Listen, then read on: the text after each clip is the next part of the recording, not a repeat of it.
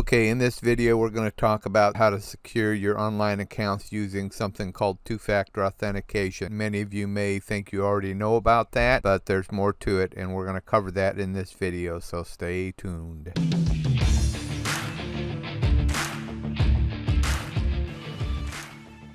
Okay, many of you are probably already familiar with the two-factor authentication where you enter your password and then a special code is sent to either your phone or an email address that you then have to go retrieve and enter to continue. Well, that is more secure than no two-factor authentication. However, that can and is being compromised more and more. So there is an even better form of two-factor authentication using what's called a hardware key. That is a device that you have to plug into your USB port after you've entered your user ID and password.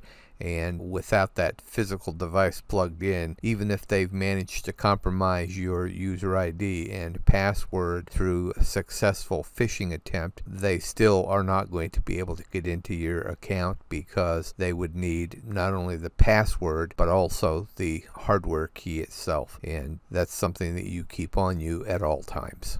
So you're probably wondering, where do you get one of these hardware keys? And I'm going to tell you, there's a device available from Google called the Google Titan Security Key. It's fairly inexpensive. It's anywhere from $25 to $50, and it's very small. It's about the size of a thumb drive, maybe a little bit smaller than that. And you just order it, you register it with whatever accounts you want to use it with that will support it, and there you go. There are 3 different versions of it, one with a USB-A connection, one with a USB-C connection, and one that connects to your phone via Bluetooth.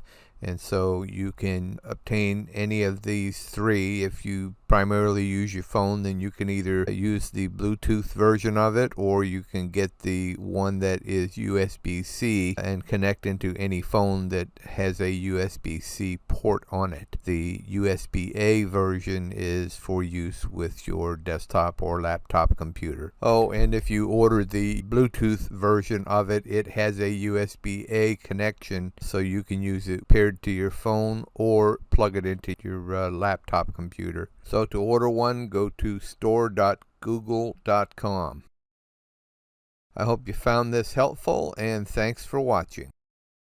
If you found this video helpful, please give it a thumbs up, and if you're not already subscribed, please click the subscribe button, and don't forget to hit the notification bell so that you won't miss any future videos. And thank you for watching.